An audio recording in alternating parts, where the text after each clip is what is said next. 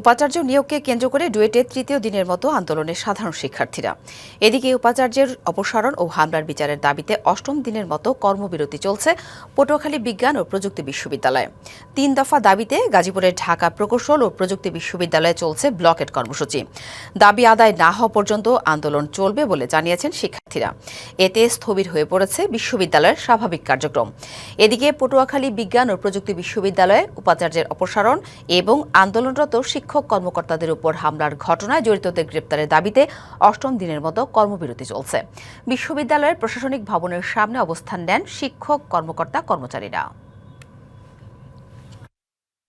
Duet ও পটুয়াখালী বিজ্ঞান ও প্রযুক্তি বিশ্ববিদ্যালয়ের খবর জানাতে আমাদের সাথে যুক্ত হয়েছেন সহকর্মীরা। প্রথমে যেতে চাই গাজীপুরে আছেন সহকর্মী মাহমুদা শিকদার। মাহমুদা, কি বলছেন আন্দোলনরত ডুয়েটের শিক্ষার্থীরা? তাদের দাবি নিয়ে কি প্রশাসনের সাথে কোনো পক্ষ থেকে কথা হয়েছে কিনা, আর এতে কি ধরনের ক্যাম্পাসের প্রভাব পড়েছে, সব মিলে জানাবেন। আপনি যেমনটি বলছিলেন যে তৃতীয় দিনের মতো কিন্তু এই ডুয়েটে এখনো পর্যন্ত ব্লকেট কর্মসূচি পালন করা হচ্ছে। আপনি যদি পিছনে একটু দেখাই যে গতকালকে মোটরসাইকেল, এর আগের দিন যে মোটরসাইকেল পোড়ানো হয়েছিল সেটিও এখনো আছে এবং একদম মেইন গেটে কিন্তু তালা এখনো ঝুলিয়ে রেখেছে। শিক্ষার্থীরা এখনো পর্যন্ত বাইরে থেকে কেউ আসতে ভেতরে পারছে না এবং ভেতর থেকে যারা আছে তারা হয়তো আশেপাশে ঘোরাঘুরি করছে, কিন্তু এছাড়া দূরে কেউ যাচ্ছে না। এর পাশাপাশি আসলে ক্যাম্পাসের সকল ধরনের কার্যক্রমই বন্ধ আছে। তার পাশাপাশি ক্যান্টিন যেগুলো আছে, ক্যান্টিনে আসলে যে খাবার আসা যাওয়া যে ব্যাপারগুলো আসলে সেখানেও আসলে অনেক সমস্যার সম্মুখীন হচ্ছে। এবং তার পাশাপাশি কিন্তু আমরা সকাল থেকে যেহেতু এসেছি, সকালে আমরা দেখেছি অনেক শিক্ষার্থী যারা ক্যাম্পাস ছেড়ে যাচ্ছে। আমি যদি দেখে যে অনেক শিক্ষার্থীকে আমরা দেখেছি যে সকাল থেকে তারা ক্যাম্পাস ছেড়ে কিন্তু অন্যত্র তাদের গ্রামের বাড়িতে চলে যাচ্ছে। এর পাশাপাশি আরও একটি ব্যাপার বলতে হবে, ঈদ আসবে, সাথে ক্যাশব্যাকও আসবে। নিজের বা প্রিয়জনের জন্য কেনাকাটায় এবারও নগদ পেমেন্টে পাচ্ছেন দারুণ ক্যাশব্যাক। তাই যাই কিনুন, পেমেন্ট করুন নগদে।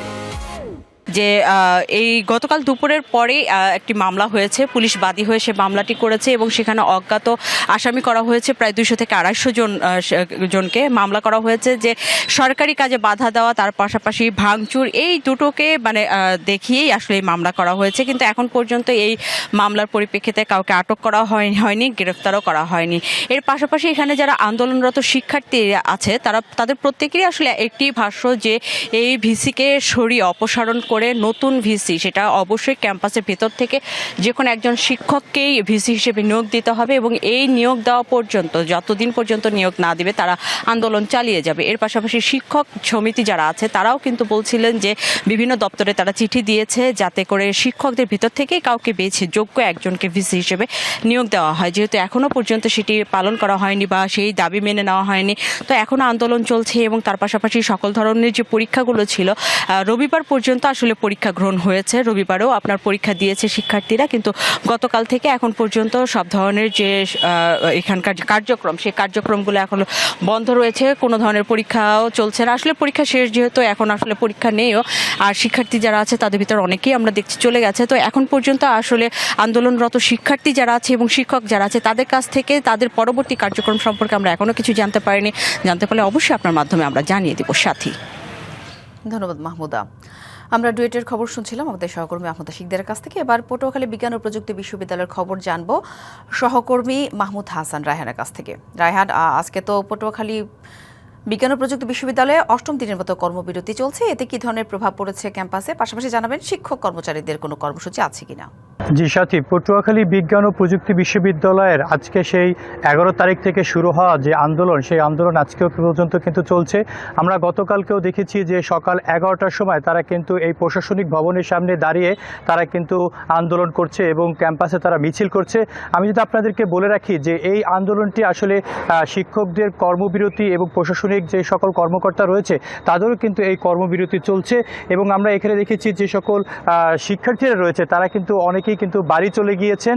এবং আমরা যদি একটি ভালো দিক যদি বলতে পারি যে আন্দোলনকারীরা তারা কিন্তু বলেছেন যে সেমিস্টার ফাইনাল যাদের পরীক্ষা রয়েছে তাদের জন্য কিন্তু এই আন্দোলন পরীক্ষা চলমান থাকবে। এবং এইখানে শিক্ষকরা সহ আন্দোলনে যারা যুক্ত রয়েছেন তারা বলছেন যে উপাচার্যর অনিয়ম এবং দুর্নীতি।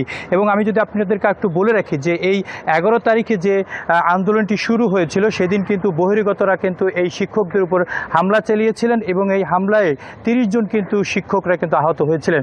এরপর একটি মামলা হয়েছে এবং মামলায় কিন্তু 2 জনকে আটকও করেছে পুলিশ প্রশাসন। এবং আমরা যদি আপনাদেরকে আরও একটু বলে রাখি যে এই ঘটনাকে কেন্দ্র করে বিএনপির যে সকল বহিরাগত নেতারা যারা এই হামলা চালিয়েছিলেন তাদের কিন্তু 8 জনকে কিন্তু বহিষ্কার করা হয়েছে এবং এই ক্যাম্পাসে কিন্তু থমথম পরিস্থিতি করছে, কারণ শিক্ষকদের এবং শিক্ষকদের আন্দোলন এবং প্রশাসনিক কর্মকর্তাদের যে সকল দাবি রয়েছে এবং এই একদম ক্যাম্পাসটি একদম ফাঁকা বলতে গেলে যে বোঝা যায় যে একদম স্থবির হয়ে পড়েছে। তবে এই প্রতিটি দিন কিন্তু এখানে শিক্ষার্থীরা, যে সকল সাধারণ শিক্ষার্থীরা, তারা বলছেন যে এই সমস্যা থেকে তারা কবে উত্তরণ হবে এবং এখানের যারা আন্দোলন করছে তারা বলছেন যে আমাদের এই আন্দোলন লাগাতার থাকবে এবং এই লাগাতার আন্দোলন আসলে কতদিন ব্যাপী চলবে তার কিন্তু ঠিক নেই। কারণ এখানের যে সকল তারা দাবিগুলো বলছেন এবং এই দাবিগুলো আসলে বাস্তবায়ন করা এবং তাই উপাচার্যকে অপসারণ করা এবং এই কারণে কিন্তু এই ক্যাম্পাসে যে সকল শিক্ষা কার্যক্রম বলতে গেলে একেবারে পুরোপুরি কিন্তু বন্ধ হয়ে রয়েছে। আমরা দেখছি অনেক শিক্ষকরা এবং অনেক কর্মকর্তারা তারা কিন্তু ক্যাম্পাসে আসছেন এবং তারা কিন্তু এসে আন্দোলন করছেন, আবার বেলা 12টা 1টার দিকে তারা কিন্তু চলে যাচ্ছেন। কারণ সকাল 9টায় কিন্তু তাদেরকে এই কর্মকর্তাদের অফিসে আসা এবং শিক্ষকদের ক্যাম্পাসে আসার যে নিয়মটি রয়েছে সেখানটিও কিন্তু তারা করছেন। এবং এখানে কিন্তু পটুয়াখালী বিজ্ঞান ও প্রযুক্তি বিশ্ববিদ্যালয় এই দক্ষিণ অঞ্চলের মধ্যে সবচেয়ে গুরুত্বপূর্ণ একটি বিশ্ববিদ্যালয় এবং এই প্রশাসনিক কার্যক্রম এবং শিক্ষকদের এই আন্দোলনের কারণে স্থবির হয়ে পড়েছে কিন্তু এই ক্যাম্পাসটি। পটুয়াখালী থেকে এই ছিল আমার কাছ থেকে সর্বশেষ সংবাদ। ধন্যবাদ রায়হান।